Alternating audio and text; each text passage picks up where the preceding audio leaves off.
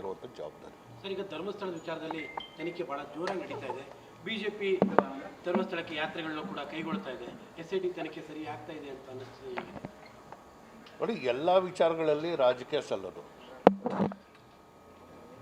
ಯಾವಾಗ ತನಿಖೆಗೆ ನಾವು ಆದೇಶ ಮಾಡಿದ್ದೀವಿ, ಈಗ ತನಿಖೆ ಮಾಡಿದ್ದೇ ಸರಿ ತಪ್ಪು ಅನ್ನೋ ಚರ್ಚೆ ಆಗ್ತಾಯಿದೆ.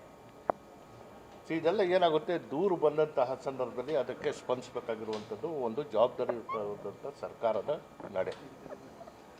ಇವತ್ತೇನು ಮುಸುಕುದಾರಿ ಅವನು ತೋರಿಸಿದಂತಹ ಎಲ್ಲ ಪ್ರದೇಶಗಳಲ್ಲಿ, ಯಾಕಂದರೆ ಸತ್ಯ ಸಂಗತಿಗಳು ಹೊರಗೆ ಬರಬೇಕು. ನಾವು ತನಿಖೆ ಮಾಡದೆ ಸತ್ಯ ಹೊರಗೆ ಬರೋಕ್ಕೆ ಸಾಧ್ಯ ಇಲ್ಲ. ಇವತ್ತು ಸ್ವತಃ ಮುಸುಕುದಾರಿನ ಬಯಲಿಗೆ ತಂದು ಅವನ್ನ ಅರೆಸ್ಟ್ ಮಾಡುವಂಥ ಕೆಲಸನೂ ಆಗಿದೆ. ನಾನು ಹೇಳ್ತೇನೆ, ಇಂಥ ಪ್ರಕರಣಗಳಲ್ಲಿ ಬಂಪರ್ ಪರೀಕ್ಷೆ ಅತಿ ಅಗತ್ಯ. ಅದರ ಜೊತೆಗೆ ಒಂದು ಎತ್ತರಕ್ಕೆ ಬೆಳೆದಂತಹ ಧಾರ್ಮಿಕ ಸಂಸ್ಥೆಯ ಮೇಲೆ ಇಂಥ ಆರೋಪಗಳು ಮಾಡೋದ್ರಿಂದ ಯಾರು ದೊಡ್ಡವರಾಗ್ತಾರೆ ಅನ್ನೋದಲ್ಲ, ಆದರೆ ಇದರ ಹಿಂದೆ ಏನು, ಯಾರ ಕೈವಾಡ ಇದೆ, ಸತ್ಯ ಸಂಗತಿಗಳು.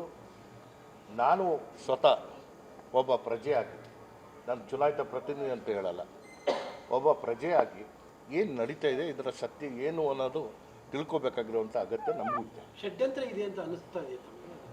ನಾನು ಈ ಹಂತದಲ್ಲಿ ಏನು ಹೇಳೋಕ್ಕೆ ಹೋಗಲ್ಲ, ಕಾರಣ ತನಿಖೆ ನಡೀತಾ ಇರುವಂಥ ಸಂದರ್ಭದಲ್ಲಿ ಅಂತಿಮ ನಿರ್ಧಾರಕ್ಕೆ ನಾನು ಬರಲ್ಲ. ಸರ್, ಇಂಥ ವಿಚಾರಗಳಲ್ಲಿ ರಾಜಕಾರಣ ದೂರ ಇರಬೇಕು ಅಂದರೆ, ಬಟ್ ಧರ್ಮಸ್ಥಳದ ವಿಚಾರದಲ್ಲಿ ರಾಜಕೀಯ ಗಸ್ತು ಆಗ್ತಾ ಇದೆ ಅಂತ ಈ ವಿಚಾರ ತಮ್ಮ ಪ್ರಕಾರ? ಖಂಡಿತವಾಗಿ ಕೇವಲ ಧರ್ಮಸ್ಥಳದ ಒಂದೇ ವಿಚಾರ ಅಲ್ಲ, ಪ್ರತಿಯೊಂದ್ರೂ ರಾಜಕೀಯ ತರುವಂತಹ, ರಾಜಕೀಯ ಮಿಶ್ರ ಮಾಡುವಂತಹ ಪ್ರಯತ್ನಗಳು ಮಾಡ್ತಾ ಇರುವಂಥದ್ರಿಂದಲೇ ನಮಗೆ ತನಿಖೆ ಸ್ಪಷ್ಟವಾದ ರೀತಿಯಲ್ಲಿ ಬರ್ತಾ ಇಲ್ಲ. ಅನೇಕ ಸಂದರ್ಭಗಳು ನಾವು ಹೇಳಿದ್ದೇವೆ, ಯಾವುದಾದ್ರೂ ಒಂದು ಪ್ರಕರಣ ಆದಾಗ ಯಾರು ಮಾಡ್ಯಾರೆ ಅನ್ನೋದು ಮುಖ್ಯ ಅಲ್ಲ, ಅದರ ಹಿಂದೆ ಯಾರಿದ್ದಾರೆ ಅನ್ನೋದು ಪತ್ತೆ ಹಚ್ಚಬೇಕಾಗಿರುವಂಥದ್ದು ನಮ್ಮ ಜವಾಬ್ದಾರಿ. ಅಲ್ಲ, ಬಿಜೆಪಿ ನೇರವಾಗಿ ಒಂದು ಪ್ರಶ್ನೆ ಕೇಳ್ತಾ ಇರೋಂಥದ್ದು, ಸಮೀರ್ ಅನ್ನುವಂಥ ವ್ಯಕ್ತಿ ಒಬ್ಬ ಮುಸ್ಲಿಂ ವ್ಯಕ್ತಿ, ಹಾಗಾಗಿ ಮುಸ್ಲಿಂ ವರ್ಸಸ್ ಹಿಂದೂ ಥರದಲ್ಲಿ ಒಂದು ಅಜೆಂಡಾ ಕ್ರಿಯೇಟ್ ಆಗ್ತಾ ಇದೆ ಅಂತ ನೋಡಿ.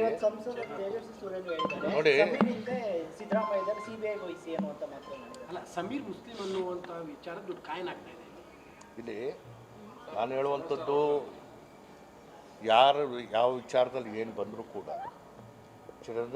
ಇಲ್ಲಿ ಆರೋಪಿ ಅನ್ನೋದು ಭಾಳ ಮುಖ್ಯ. ಆರೋಪ ಯಾರಿಂದ ಎಸಗಿದೆ, ಅವನು ಯಾವ ಜಾತಿಗೆ ಸೇರಿದಾನೆ ಅನ್ನೋದಲ್ಲ. ಅವನು ಸಮಾಜಘಾತಕ ಆಗಿದ್ದರೆ ಅವನು ಸಮಾಜಘಾತಕನೇ, ಅವನಿಗೆ ಜಾತಿ ಮುಖ್ಯ ಅಲ್ಲ. ಸೊ ಹಾಗಾಗಿ ಸ್ಪಷ್ಟವಾದಂತಹ ತನಿಖೆಯ ವರದಿ ಬರೋವರೆಗೂ ಇದರ ಮೇಲೆ ವಿಶ್ವಾಸ